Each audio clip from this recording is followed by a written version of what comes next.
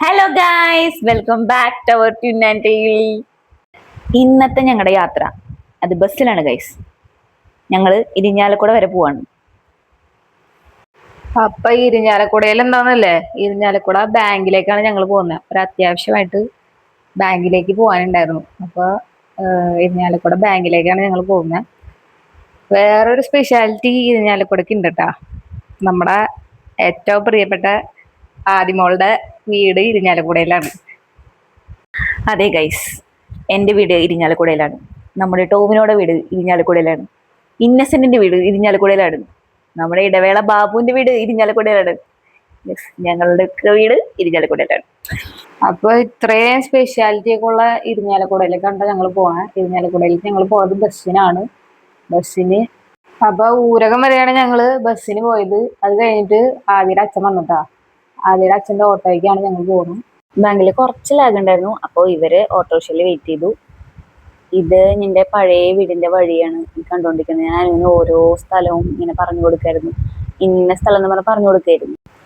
ഈ വഴികൾ താണ്ടിയായിരുന്നു ഞങ്ങൾ പണ്ട് സ്കൂളിലേക്ക് പോരുന്നതെന്നൊക്കെ അനുവിന്റെ അടുത്ത് പറഞ്ഞു കൊടുക്കാണ്. അപ്പൊ അങ്ങനെ ആദിയുടെ തള്ളലും കേട്ട് ഓട്ടോയിൽ ഞങ്ങൾ പോയിക്കൊണ്ടിരിക്കുകയാണ്. ആദി ഓടി നടന്ന് കളിച്ച് വളർന്ന വഴികളാണ് ഇതൊക്കെ എന്നാണ് ആദി പറയുന്നത്. എനിക്കറിയില്ല സത്യാവസ്ഥ എന്താന്ന്. അപ്പോൾ ഓരോ സ്ഥലവും ആദി ഡീറ്റെയിൽ ആയിട്ട് പറഞ്ഞിട്ടുണ്ട് കേട്ടോ. ഇനി നിങ്ങൾ കാണാൻ പോണത് ആദി പഠിച്ച സ്കൂളാണ്. ആദി ചെറിയ ക്ലാസ് പഠിച്ച സ്കൂളാണെന്നാണ് പറഞ്ഞത്. സ്കൂളിൽ പോയിട്ടുണ്ടെന്ന് മനസ്സിലായില്ലേ? ഇനിയാണ് നിങ്ങൾ കാണാൻ പോകുന്നത് നമ്മുടെ ടോവിനോന്റെ വീട്. ഇതാണ് ഗൈസ് നമ്മുടെ ടോവിനോന്റെ വീട്. ഞാൻ പിന്നെ റിപ്പീറ്റ് ചെയ്ത് കാണിച്ചിട്ടുണ്ട്. ഇതാണ് നമ്മുടെ ടോവിച്ചേട്ടന്റെ വീട്. ടോവിനോയ്ക്ക് ടോവിച്ചേട്ടൻ എന്ന് വിളിക്കുന്നത് ഇഷ്ടം. അങ്ങനെ ടോവിനോയുടെ വീടിന് ടാറ്റ ബൈ ബൈ ഒക്കെ പറഞ്ഞ് ഞങ്ങൾ പിന്നെ തിരിച്ച് തൃശ്ശൂർക്ക് വണ്ടി കയറി ബസ്സിലാണ് വന്നത്. ദദ്ദാണ് എൻ്റെ ചേച്ചി അപ്പൂസാണ് ഇരിക്കണേ. അവര് പകുതി എത്തിയപ്പോൾ ഇറങ്ങിപ്പോയതിൽ അവർ സ്റ്റോപ്പ് എത്തിയപ്പോൾ ഇറങ്ങിയതാണ്. ഞങ്ങൾക്ക് തൃശ്ശൂർ വരെ, ചേച്ചി പകുതി വരെ ഉണ്ടായിരുന്നുള്ളൂ. അങ്ങനെ ഞങ്ങളുടെ യാത്ര പുരോഗമിച്ചുകൊണ്ടിരിക്കുകയാണ്. വിൻഡോ സീറ്റിൽ ആദ്യം സ്ഥലം പിടിച്ചിട്ടാ. വിൻഡോ സീറ്റിൽ ആദ്യം ഇരിക്കുന്നുണ്ട്. ഞങ്ങൾ ഒരുപാട് സംസാരിക്കുന്നുണ്ട്, ഒരുപാട് കാര്യങ്ങൾ പറയുന്നുണ്ട്. നാട്ടുവിശേഷവും വീട്ടുവിശേഷവും പിന്നെ കുറച്ച് പരദൂഷണവും ഒക്കെ പറയുന്നുണ്ട്. അങ്ങനെ കണ്ട ചേച്ചിയുടെ സ്റ്റോപ്പ് എത്തി. ചേച്ചി അപ്പൂസ് ഇറങ്ങാൻ പോവാണ്. അപ്പൂസ് നല്ല ഉറക്കത്തിലാട്ടോ, ക്ഷീണിച്ചു. രാവിലെ പോയതാണല്ലോ. അങ്ങനെ ചേച്ചി അപ്പൂസ് ഇറങ്ങി. പിന്നെ ഒരു കാര്യമുള്ള എന്താന്ന് വെച്ചാല്, അച്ഛൻ ഞങ്ങൾക്ക് ബിരിയാണി കഴിക്കാനായിട്ടുള്ള പൈസ വന്നിട്ടുണ്ടായിരുന്നു. പിന്നെ അത് കഴിക്കണം എന്നുള്ള ലക്ഷ്യത്തോടെയാണ് പിന്നീടുള്ള യാത്ര. അങ്ങനെ ഞങ്ങൾ അനുവിനെ വിളിച്ചു. അനു ടൗണിൽ ഞങ്ങളെ വെയിറ്റ് ചെയ്യുന്നുണ്ടാ. അപ്പൊ ബിരിയാണി മുന്നിൽ കണ്ടുകൊണ്ട് ഞങ്ങൾ പോവാണ്. ബിരിയാണി കഴിക്കാനുള്ള എക്സൈറ്റ്മെന്റ് കൂടിയതുകൊണ്ടാണോന്ന് അറിയില്ല, എത്തണ്ടായിരുന്നില്ല, നല്ല ബ്ലോക്ക്.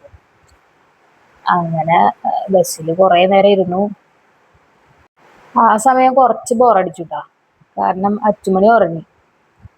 അച്ചുമണി നല്ല ഉറക്കത്തിലായിരുന്നു ബസ്സിൽ. അങ്ങനെ ഞങ്ങൾ ബിരിയാണി കഴിക്കാനായിട്ട് ഹോട്ടലിൽ എത്തി. തൃശ്ശൂരുള്ള അലങ്കാർ ഹോട്ടലിലാട്ടോ ഞങ്ങൾ ബിരിയാണി കഴിക്കാൻ കയറി. അങ്ങനെ ബിരിയാണിക്കുള്ള വെയിറ്റിങ്ങിലാണ്. ബിരിയാണിക്ക് വെയിറ്റ് ചെയ്തിരിക്കുന്ന സമയത്ത് അച്ചുവിൻ്റെതായിട്ടുള്ള എല്ലാ കലാപരിപാടികളും നടത്തുന്നുണ്ട്. അവിടെ ഉണ്ടായിരുന്ന ഉപ്പും പാത്രമൊക്കെ തട്ടിയിട്ട് പിന്നെ മേശ തുറക്കേണ്ടി വന്നു. കുട്ടീനെയും പറഞ്ഞിട്ട് കാര്യമില്ല, കുട്ടിക്ക് വിശപ്പിന്റെ വിളി ആദ്യമേ വന്നു. കാരണം രാവിലെ നേരത്തെ പോയതാണല്ലോ. വിശന്ന് പറഞ്ഞാൽ ഞങ്ങൾ ഒരുവിധമായിട്ടുണ്ട്.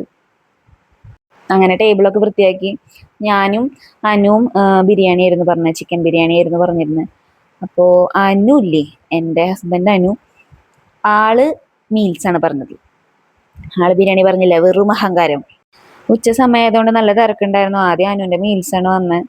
കുറേ തരങ്ങളുണ്ടായിരുന്നു. മീൻകറി ഉണ്ടായിരുന്നു, സാമ്പാർ ഉണ്ടായിരുന്നു, പിന്നെ കായയും കടലയോ അങ്ങനെ ഉപ്പേരി ഉണ്ടായിരുന്നു, എരിശ്ശേരി ഉണ്ടായിരുന്നു, പുളിഞ്ചി ഉണ്ടായിരുന്നു, അങ്ങനെ കുറേ ഐറ്റംസ് ഉണ്ടായിരുന്നു. ഞങ്ങളെ പക്ഷെ ആ ഭാഗത്തിലേക്ക് പോയേ ഇല്ല. കാരണം ഞങ്ങൾ ബിരിയാണി വെയിറ്റ് ചെയ്തിട്ടാണല്ലോ ഇരിക്കുന്നത്. അങ്ങനെ കാത്തിരിപ്പിനൊടുവിൽ ഞങ്ങളുടെ ബിരിയാണി വന്നു. ബിരിയാണി വന്നതും ഒട്ടും നേരം കളയാതെ ഞങ്ങൾ ബിരിയാണി കഴിക്കട്ടാ. ഞാനും ആദ്യം ബിരിയാണി കഴിക്കുന്നുണ്ട്. അനു കഴിക്കുന്നത് മീൽസാണ്. അപ്പൊ ആസ്വദിച്ച് ബിരിയാണി കഴിക്കട്ട. അച്ചുമണീനെ ഒതുക്കി ഒരു സ്ഥലത്ത് എത്തിയിട്ടുണ്ട്. അച്ചുമണി കുറുമ്പ് കാണിക്കാതിരിക്കാൻ വേണ്ടിയിട്ടാണ് ഫോൺ കാണിച്ചത്. സാധാരണ ഞങ്ങൾ ഫോൺ കാണിച്ച് ഫുഡ് കൊടുക്കാറില്ല. പക്ഷെ ഇന്നലെ ഒരു നിർത്തി ഉണ്ടായില്ല. രാവിലെ പോയതല്ലേ, ഞങ്ങൾക്ക് നല്ല വിശപ്പായിരുന്നു. അപ്പൊ അങ്ങനെ ബിരിയാണി ഒക്കെ കഴിച്ച് ഞങ്ങൾ അവിടെ നിന്ന് ഇറങ്ങി. അനു ബൈക്കിലാണ് പോണത്. അനുവിന്റെ കൂടെ ആയിട്ട് അച്ചുമണി കയറിയത്. അച്ഛനെ കണ്ടു കഴിഞ്ഞാൽ പിന്നെ അച്ചുമണിക്ക് വേറെ ആരെയും വേണ്ട. അങ്ങനെ അച്ചുമണി ബൈക്കിൽ അച്ഛയുടെ കൂടെ കയറി. ഇതാണ് നമ്മൾ വീട്ടിലേക്ക് പോണ വഴി.